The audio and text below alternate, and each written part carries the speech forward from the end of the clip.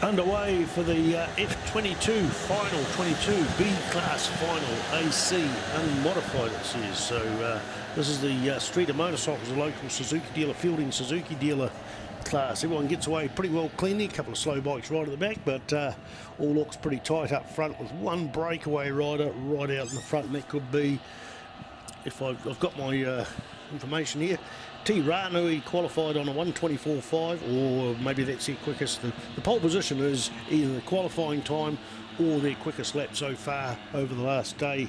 We've already had 3 races, so anyway, they were 1:24. The next one was 1:32, so that might explain why there's such a big gap. But in saying that, that gap has not got any bigger as they got out of the Toyota corner. So it looks like the person there in second place. In fact, all the bikes are catching up there. We've got a real rocket ship there. If you call these things rocket ship, back in 5th place, it's gone up to 4th. I think the same thing happened yesterday, and then into 3rd place. Sorry, foot out there coming through that corner. Everyone's trying to go as fast as they can, but that person's really keen on not tumbling, and had a little bit of a speed wobble there. I think it was a speed wobble, if you can call it that, at 16 miles an hour or whatever these things do. Somebody asked me last night, I think it was out having a catch up with one of my motorcycling friends. They said, what is the average speed round here? And I said, I've no idea actually. I might actually sit down later on and calculate it with the known length of the circuit and also the lap times and work it out. I don't know whether the Tim Gibbs system has got that actual loaded, but some of them have that on the printout. It might be somewhere up our sleeve, but in the meantime, we have Two Tanakai Ranui there. Has gone out and is the quickest man on the track. He is the pole sitter anyway, 2:59. And in second place, Hamish Belcher. And then we've got Joshua Clark, Lucas Belcher there. And Rory Poyser, Ben Johnson, and followed by William Sainsbury. That's the top 7. So John Paul College, Tararua College from Paiatua, Freiburg High, Tararua, John Paul College, Tararua, John Paul College. And that is the only people crossing the start-finish stripe. I think we might have one slow straggler, maybe, yeah, one slow straggler there. So somebody's pulled out there. We had 10 of them cross the start-finish line. So this is a 4-lap race. Pretty much most of the things yesterday were a 3-lap race, but this is now a 4-lap race.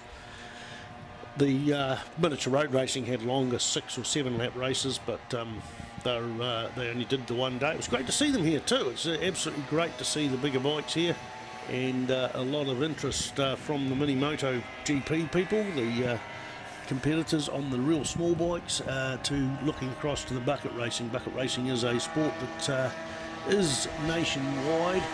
Not really too much of it north of Auckland. Gisborne, well, when I say nationwide, there's areas that don't have it, but a lot of them actually run on kart tracks, which are a similar size to this little wee loop around Manfeild circuit.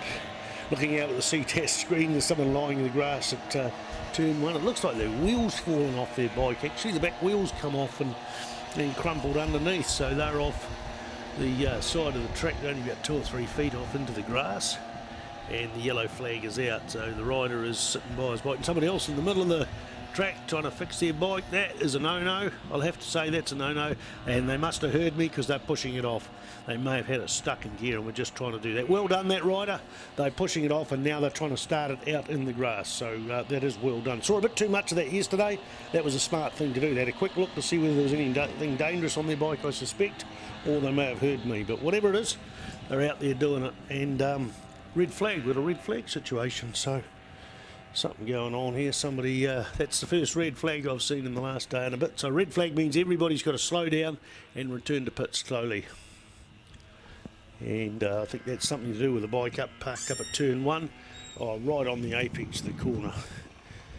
To me, the wheel looked like it had fallen out, but there it is. They're lifting that bike up.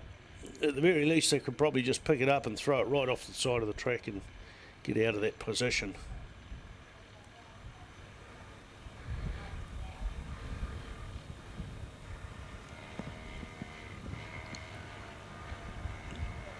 Okay, there'll be a call.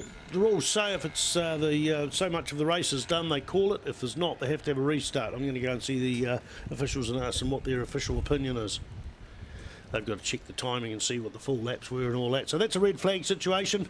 Doesn't look like anyone's hurt, just looks like there was a machine in a precarious position. Precarious, that's a big word.